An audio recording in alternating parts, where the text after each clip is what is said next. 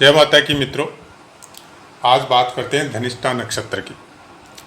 धनिष्ठा नक्षत्र के बारे में कौन से दिन शुभ है, कौन से अशुभ है, कौन सी बातों का ध्यान रखना चाहिए, क्या काम कौन से दिन करने चाहिए, नहीं करने चाहिए। हालांकि नक्षत्रों के बारे में और ये सब चीज़ कैसे देखी जाती है उसके बारे में सब पाठ मेरे पोस्ट किए हुए हैं, तो आप उनको जाके सुन सकते हैं अगर अच्छे से आपको ज्ञान प्राप्त करना है। इन पाठों को देने का कारण इतना ही था कि कुछ कमेंट पर्सनली मेरे पास आए थे कि आप उन पाठों को पोस्ट कीजिए कि पर्टिकुलर हमारा एक नक्षत्र है, से धनिष्ठा नक्षत्र है, तो हमको कौन सी बातों का ध्यान रखना है। तो उसी विषय के लेके मैं पाठ मैंने बनाया है और आप लोगों को पोस्ट कर रहा हूँ कि सब आदमी सब चीज़ उस चीज़ को समझते नहीं हैं और समझना नहीं चाहते हैं, या उतना टाइम नहीं रहता है सबके पास कि सब आदमी हर चीज़ का ध्यान रख सके।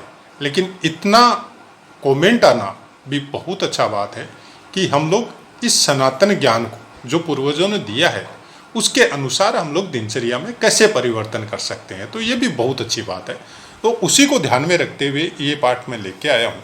चलिए, धनिष्ठा नक्षत्र वालों को कुछ विशेष ध्यान रखना है कि गोचर में सूर्य उत्तरा फाल्गुनी, मंगल उत्तराषाढ़ा, बुध भरणी, गुरु ज्येष्ठा नक्षत्र, शुक्र रेवती नक्षत्र, शनि विशाखा नक्षत्र, राहु और केतु स्वाति नक्षत्र, ये ग्रह इन नक्षत्रों में नहीं होने चाहिए।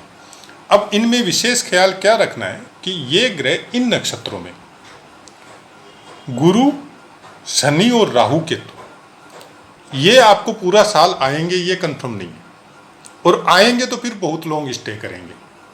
क्योंकि आप सबको पता है गुरु 1 साल में राशि परिवर्तन करता है और शनि 2.5 साल में राशि परिवर्तन करता है, राहु और केतु 1.5 साल में परिवर्तन करते हैं। तो ये अगर एक राशि पे बैठ गए तो उस राशि से निकलने में इनको 1 साल लग जाएगा। और एक राशि में 2.25 नक्षत्र आते हैं, मतलब 2 नक्षत्र और तीसरे नक्षत्र का एक चरण। तो आपके नक्षत्र के हिसाब से वहां पे आएंगे ही नहीं, और अगर आ गए तो फिर बहुत लंबे समय तक बैठेंगे। तो उस पीरियड का आपको ध्यान रखना है।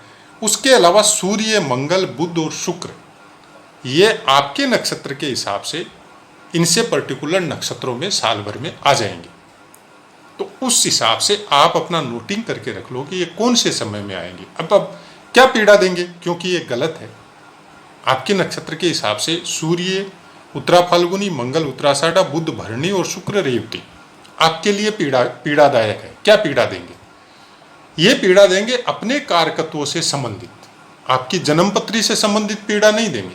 आपकी जन्मपत्री का एक अलग मैटर है, ये अपने कारकत्वों से संबंधित पीड़ा देंगे। जैसे सूर्य अगर पूरा उत्तरा फाल्गुनी में आ गया तो धनिष्ठा नक्षत्र वालों को सूर्य के कारकत्वों से संबंधित पीड़ाएं प्राप्त होगी।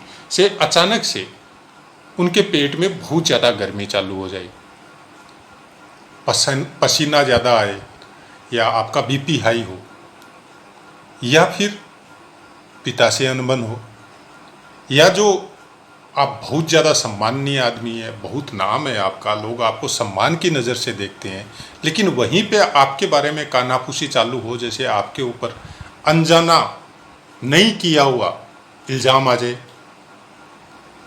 वो कब ध्यान रखना है, वो कब हो सकता है? तो वो सूर्य से संबंधित अगर आपको देखना हो तो सूर्य उत्तरा फाल्गुनी, तो उत्तरा फाल्गुनी में ये 13 दिन 14 दिन के आसपास रहेगा। तो उस पर्टिकुलर पीरियड में आएगा नहीं, उसमें भी नहीं आएगा। उसमें कुछ समय में आ सकता है, कोई टाइम में आ सकता है जब चंद्रमा सपोर्ट नहीं करे, उसके बारे में भी आगे बात करेंगे। तो वैसे ही बाकी ग्रहों का आप अपने नक्षत्र के हिसाब से इनको देख सकते हैं। कैसे देखें? आराम से देख सकते हैं अगर आपके पास पंचांग है तो। अगर पंचांग नहीं है, स्मार्टफोन है, तो कुंडली का या जन्मपत्री वगैरह का या पंचांग का ऐप डाउनलोड कर लीजिए। उसके द्वारा आपको पता चल जाएगा कि ये पीरियड आपके लिए कब आएगा, उसको नोटिंग करके रखिए। और कारकत्वों की जहाँ तक बात है तो उनसे उनके सब ग्रह के कारकत्वों से संबंधित पाठ मेरे पोस्ट किए हुए हैं, आप उनको जाके सुन ले, उसके हिसाब से अपनी दिनचर्या को व्यवस्थित कर लें। अब वो पीड़ा आपको नहीं मिले, उसके लिए क्या करना है, उसके लिए बाकी बातें आगे करते हैं। धनिष्ठा नक्षत्र वालों को आद्रा, स्वाति, शतभिषा, पुष्य, अनुराधा, उत्तरा भाद्रपद, मघा, मूल, अश्विनी, कृतिका उत्तरा फाल्गुनी, उत्तराषाढ़ा, रोहिणी, हस्त और श्रवण, ये शुभ नक्षत्र है उनके लिए। कोई भी काम अगर इन नक्षत्रों में किया जाता है तो उनके लिए शुभ होंगे। फिर भी यहाँ पे आपको ये ध्यान रखना है कि उस पर्टिकुलर नक्षत्र में जो आपका शुभ है, अगर उस दिन आप कोई काम कर रहे हैं तो उस पर्टिकुलर नक्षत्र में कोई भी पाप ग्रह या क्रूर ग्रह का गोचर नहीं होना चाहिए। पाप ग्रह में सूर्य और मंगल, और पाप और क्रूर ग्रह में सूर्य, मंगल, शनि और राहु केतु आते हैं, उनका गोचर इन नक्षत्रों में नहीं होना चाहिए। ये थोड़ा सा ध्यान रख लीजिए आप। नक्षत्र डेली चेंज होते हैं। से आज आपका आद्रा नक्षत्र है और आपको कहीं पे कुछ करना है, कोई नया कोई चीज करना है, बाकी जगह भी देखा कहीं पे कोई भेद नहीं है, कोई ग्रह का भी गोचर नहीं है, तो आप आराम से कर सकते हैं क्योंकि आपके लिए शुभ है। अब आपके लिए सबसे ज्यादा तकलीफदायक और सबसे ज्यादा अच्छे नक्षत्र धनिष्ठा, मृगशिरा, चित्रा, ज्येष्ठा, हस्त, पूर्वा फाल्गुनी और पूर्वाषाढ़ा है।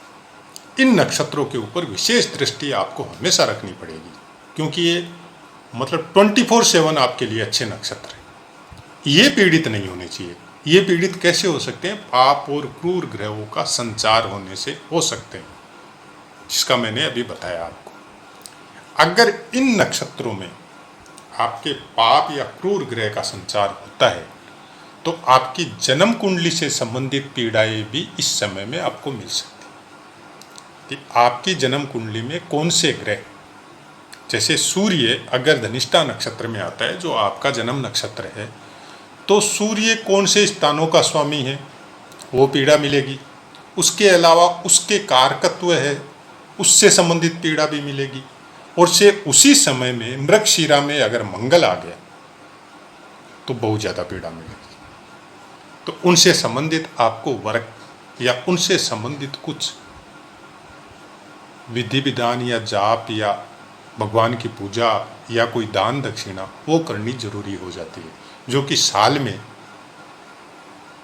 एक बार ये चीज होती ही होती है। लेकिन सपोज धनिष्ठा नक्षत्र में सूर्य आ गया और उसी समय में आपके शुक्र जो है वो आपके ज्येष्ठा, हस्त या पूर्वा फाल्गुनी या पूर्वाषाढ़ा या मृगशिरा किसी में आ गए या गुरु आ गए, तो उस पीड़ा को वो कम कर देंगे। मतलब शुभ ग्रह आने से आपको शुभ फल मिलेंगे, अशुभ ग्रह आने से अशुभ फल मिलेंगे। दो ग्रह अशुभ हो, पाप हो, क्रूर हो, अगर इन नक्षत्रों में आते हैं तो कुछ विशेष अशुभ फल मिलेंगे।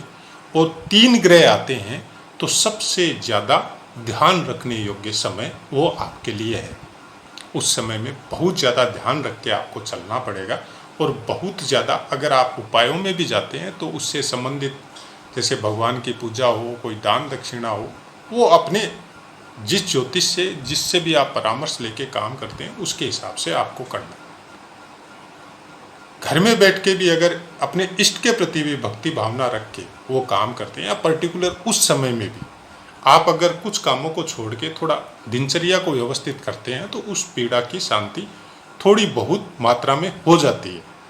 अब वो पीड़ा आपको मिलेगी ये बात सही है, लेकिन पूजा पाठ से या भक्ति भावना से क्या होता है, उस पीड़ा को भोगने की शक्ति प्राप्त होती है। तो हम लोग उस समय में उस समय को निकाल सकते हैं। वो समय कोई ऐसा नहीं है कोई साल 2 साल चलेगा, वो 10-15 दिन 20 दिन का पीरियड होता है। उस पर्टिकुलर समय में आपको थोड़ा ध्यान रख के चलना है। आगे चलते हैं चंद्रमा के विषय में। सब पाठों में मैं बताता हूँ शुभ गोचर, लेकिन सब ग्रहों का शुभ और अशुभ गोचर होता है, जिनके पाठ मेरे दिए हुए हैं। अगर आप उनको भी नोटिंग करके अपने इसके साथ नोट करके उसके साथ इसको भी रखें और उसको भी रखें तो कुछ अच्छी क्वालिटी का दिनचर्या सेट कर सकते हैं आप। 1, 3, 6, 7, 10, 11 ये चंद्रमा के शुभ गोचर है। आपकी जन्म राशि के हिसाब से चंद्रमा इन भावों में जब गोचर करेगा तो वो शुभ होगा। अगर सपोज आपकी राशि में पहले भाव में ही, राशि में ही अगर चंद्रमा बैठा है, उस समय सूर्य उत्तरा फाल्गुनी में चल रहा है, तो वो जितना देर, एक दिन का पीरियड समझ लो आप, एक दिन आपका धनिष्ठा नक्षत्र पे अगर चंद्रमा चल रहा है, पहला स्थान में जन्म राशि पे चंद्रमा चल रहा है 2.25 दिन तक, तो वो समय सूर्य उत्तरा फाल्गुनी वाला का वो जो पीड़ा मिलनी चाहिए सूर्य से संबंधित वो कम हो जाएगी या बंद हो जाएगी, क्योंकि चंद्रमा का शुभ गोचर उसमें बहुत ज़्यादा रिलीफ देता है। और चंद्रमा का शुभ गोचर आपका 6 स्थानों पे रहता है। तो महीने में आप उसको इस तरह से समझ लो कि महीने में 13 साढ़े 13 दिन या 14 दिन तक चंद्रमा का शुभ गोचर रहता है। बाकी दिनों में हो सकता है बाकी दिनों में आपका ये सूर्य भी निकल जाए, तो उसके हिसाब से आप अपनी दिनचर्या को व्यवस्थित कर सकते हैं। उसके अलावा श्रवण, विशाखा और अश्लेषा नक्षत्र में आप कोई भी काम मत करें हमेशा के लिए। डेली नक्षत्र चेंज होते हैं।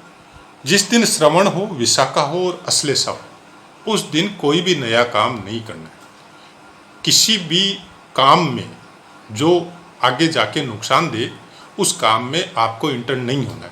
किसी के लड़ाई झगड़े में इंटर नहीं होना है। किसी से वाद विवाद में उस दिन इंटर नहीं होना है। कोई भी रैली हो, कोई भी लफड़ा हो, कोई भी मतलब कोर्ट केस हो, गवाही देना हो, मतलब कोई भी ऐसा काम जो आगे जाके पीड़ा दे सके, इन पर्टिकुलर नक्षत्रों में आपको उसमें इंटर नहीं होना है। नहीं तो ये आपके लिए तकलीफ देंगे मतलब कुछ समय तक। तो उसका आपको ध्यान रखना है।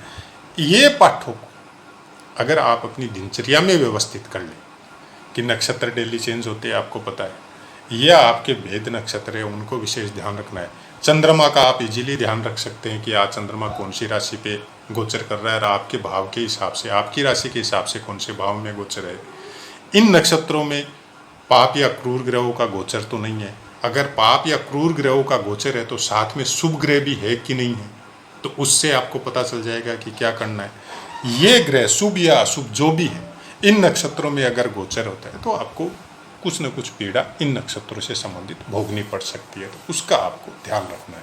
तो जय माता की मित्रों, अपनी वाणी को विराम देता हूँ और आपसे आज्ञा लेता हूँ। आशा है पाठ आपको समझ में आया होगा।